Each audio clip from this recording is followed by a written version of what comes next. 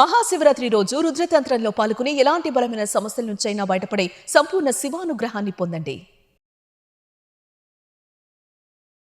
నమస్కారం ఉమా గారు. నమస్తే అమ్మా. ఫిబ్రవరి 26 రోజు మీరు చేసే కార్యక్రమంలో కనుక ఎస్పెషల్లీ మకర రాశి వారు కనుక పాల్గొంటే వారికి విద్యాపరంగా ఉద్యోగపరంగా ఎలాంటి కర్మనైతే ఎదుర్కొంటున్నారో దానికి తగ్గట్టుగా పరిష్కారం అనేది దొరుకుతుందంటారా గురుగారు?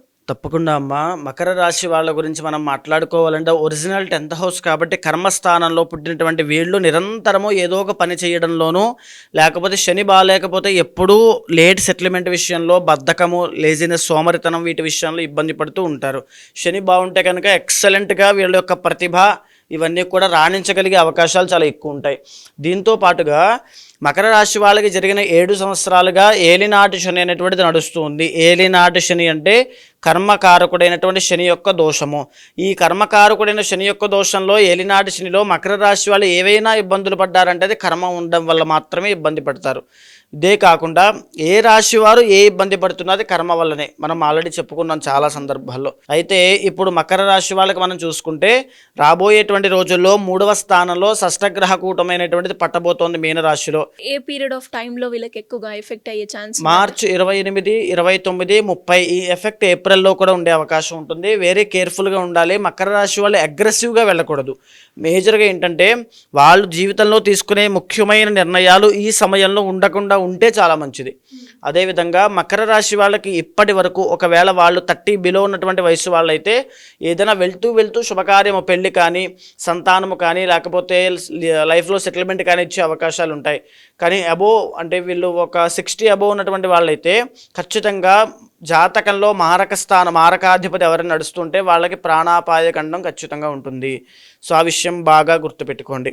అదేవిధంగా మకర రాశి వాళ్ళకి 7th లార్డ్ చంద్రుడు అవుతాడు కాబట్టి ఆడవాళ్ళకి మ్యారీడ్ లైఫ్లో ఇబ్బందులు రావడం అలాంటివి జరిగే అవకాశాలు ఉంటాయి. అంటే బయటికి చెప్పుకోలేనటువంటి బాధలు ఉంటాయి. బికాస్ చంద్రుడు మనస్సు కారకుడు కాబట్టి అన్నీ మనసులోనే మనస్పర్ధలు లేకపోతే మిస్అండర్స్టాండింగ్స్ అన్నీ కూడా మనసులోనే దాచుకుని ఇబ్బంది పడతారు.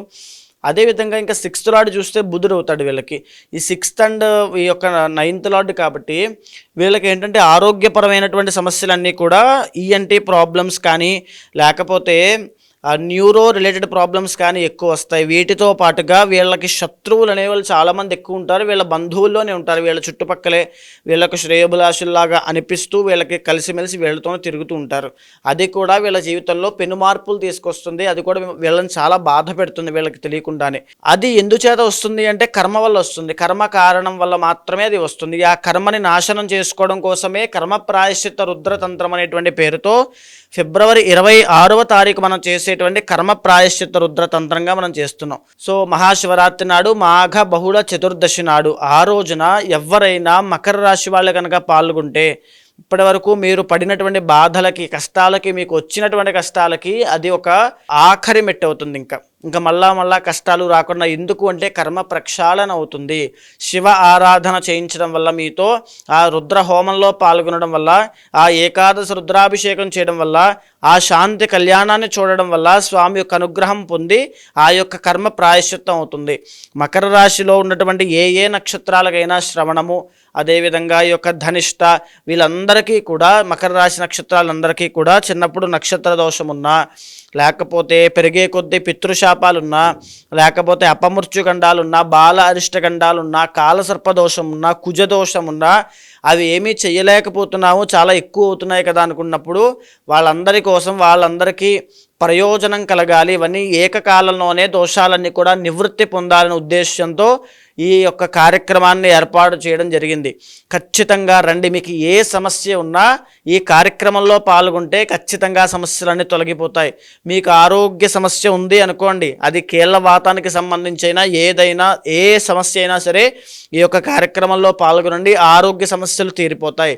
ఉదాహరణకి మీకు వివాహం కావడం లేదు, ఎంతో కాలం ప్రయత్నం చేసి సెకండ్ మ్యారేజ్ అయినా సరే, చాలామంది విమెన్కి ఈ యొక్క మకర రాశిలో ఉన్న వాళ్ళకి సెకండ్ మ్యారేజ్ యోగం ఉంటుంది. వాళ్ళైనా సెకండ్ మ్యారేజ్ చేస్తూ మాకు ఆ ప్రయత్నం చేస్తున్నాం, మాకు ఇంకా కుదరట్లేదు అనుకుంటే ఈ కర్మ ప్రాయశ్చిత రుద్ర తంత్రంలో పాల్గొనండి. ఖచ్చితంగా దానికి పరిష్కారం అది కనబడుతుంది, అదే ఇస్తుంది ఖచ్చితంగా. ఇక 3వది సంతానం మాకు కలగడం లేదు, ఎన్నో మాకు దోషాలు ఉన్నాయి, మిస్క్యారీ అయిపోతుంది, దృష్టి ప్రభావం చాలా తీవ్రంగా ఉంది మా మీద అనుకుంటే పాల్గొంటే ఆ ప్రభావాలన్నీ కూడా కర్మ ప్రాయశ్చిత్త రుద్ర తంత్రంలో పాల్గొంటే అవన్నీ పోతాయి.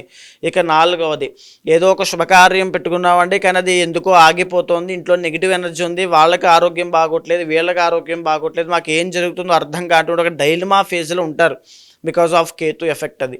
సో వాళ్ళకైనా సరే ఈ యొక్క కర్మ ప్రాయశ్చిత్త రుద్ర తంత్రంలో పాల్గొనండి, శీఘ్ర ఫలితాలు మీకు కనబడతాయి. ముఖ్యంగా ఈ యొక్క మకర రాశి వాళ్ళు తీసుకుంటే 3rd and 12th లార్డ్ అయినటువంటి గురుబలం అనేటువంటిది జాతకంలో వీళ్ళకి సహజంగానే ఉండదు. దీనివల్ల ఏంటంటే డీపాపులర్ అవుతారు, డీఫేమ్ అవుతారు, అనుకోని తగాదాల్లో వీరికి ప్రమేయం లేకుండా ఇరుక్కుంటారు, లేకపోతే డబ్బు అనేది నిలబడదు, విపరీతమైన ఖర్చు అవుతుంది, లోన్స్కి ఈఎంఐస్కి వాటికి కట్టుకోవడమే సరిపోతుంది. అదేవిధంగా 12వ స్థానంలో గురుడు కాబట్టి విదేశీ యోగాలు, వీళ్ళకి మకర రాశి వాళ్ళకు ఉన్న అద్భుతమైన యోగం విదేశీ యోగం అండి. వీళ్ళు ఖచ్చితంగా విదేశాలు వెళ్ళేటువంటి యోగం ఉంటుంది. వెళ్ళిన తరువాత కలిసి వస్తుందా లేదా అని ఇంటర్నల్ జాతకం ద్వారా ఆధారపడి ఉంటుంది. మీ అబ్బాయిలు కానీ అమ్మాయి కానీ విదేశాల్లో ఉద్యోగం కానీ చేస్తూ వాళ్ళకి సరిపోవట్లేదు, ప్రమోషన్ రావట్లేదు, లేదా ఉద్యోగమే రావట్లేదు, పార్ట్ టైం చేస్తున్నారు, ఈ రకమైన సమస్యతో మీరు ఉన్నారంటే ఖచ్చితంగా కర్మ ప్రాయశ్చిత్త రుద్రతంత్రంలో పాల్గొనండి. ఎవ్వరు ఈ కార్యక్రమంలో పాల్గొన్నా విదేశీ యోగానికి సంబంధించిన ఇబ్బందులన్నీ తొలగిపోతాయి. వీటితో పాటుగా ఈ యొక్క మకర రాశి వాళ్ళకి అష్టమాధిపతి రవి అవుతాడు.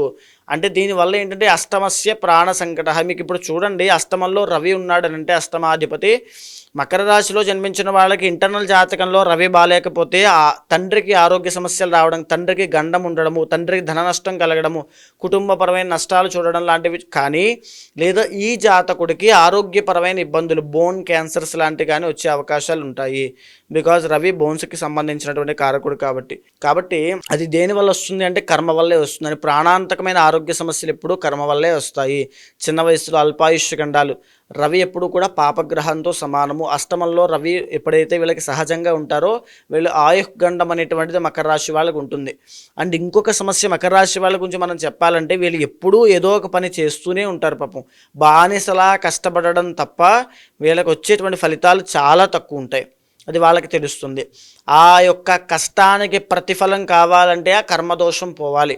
అది పోయిన తర్వాత ఖచ్చితంగా మీరు పడిన కష్టానికి ఆ ఫలితాలన్నీ చూస్తారు. సో ఏదైనా సరే మీకు ఈ సమస్య, ఈ యొక్క నేను కష్టపడుతున్నాను కానీ నాకు రిజల్ట్స్ రావడం లేదు అనేటువంటి సమస్య ఏమున్నా ఖచ్చితంగా కర్మ ప్రాయశ్చిత్త రుద్రతంత్రమే ఏకైక మార్గము. మహాశివరాత్రి నాడు మాత్రమే చేసేది కాబట్టి ఈ మహాశివరాత్రిని మిస్ చేసుకోకండి. గురుగారు, జాతకరీత్యా కావచ్చు, లేదు కర్మ వల్ల వారు ఎదుర్కొన్న సమస్యలకి పరిష్కారం చేసుకోవాలి. మీరు అన్నట్టుగానే February 26th రోజు ఎవరైనా కూడా ఆఫ్లైన్లో కావచ్చు, ఆన్లైన్లో కావచ్చు, మీరు చేసే కార్యక్రమంలో పాల్గొనాలి అంటే ఎలా ఉంటుంది గురుగారు? తప్పకుండా అండి, మీకు కింద కనిపించేటువంటి నెంబర్కి కాల్ చేస్తే మీకు మా వాళ్ళు పూర్తి వివరాలు ఇస్తారమ్మా. కానీ ఒక్కడు గుర్తుపెట్టుకోండి, స్వయంగా మీరు వచ్చి స్వామివారికి చేస్తే ఆ యొక్క సంతృప్తి, ఆత్మ సంతృప్తి, ఆ యొక్క మీ యొక్క జన్మ ధన్యం అవుతుంది. జన్మకో శివరాత్రిని ఎందుచేత అంటారంటే అమ్మ, ఒక్క శివరాత్రిని సద్వినియోగం చేసుకుంటే చాలు, జీవితం అంతా కూడా తరించిపోతుంది, మన తరతరాలు తరించిపోతాయి. ఒక శివభక్తుడు ఇంట్లో జన్మించాడంటే ఆ ఇల్లు ఎంతో అదృష్టం చేసుకుంటే కానీ ఆ శివభక్తుడు ఆ ఇంట్లో జన్మించడు. అలాంటి మీరు, ఆ శివభక్తితో ఉన్నటువంటి మీరు వచ్చి ఆ కార్యక్రమంలో పాల్గొని ఆ యొక్క స్వామివారికి సేవ చేయండి. మీ యొక్క నవవిధ భక్తి ఏ విధంగా మీరు సేవ చేసినా పర్వాలేదు.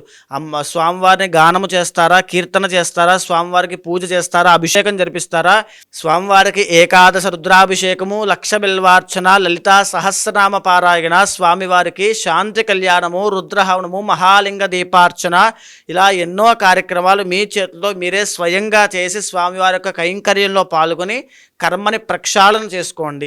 ఎవరైనా తెలియని వాళ్ళు ఉంటే వాళ్ళకి కూడా కార్యక్రమం వివరాల యొక్క తెలియజేయండి. ఆది దంపతులకు అనుగ్రహాన్ని కలగజేసేలా చేయండి.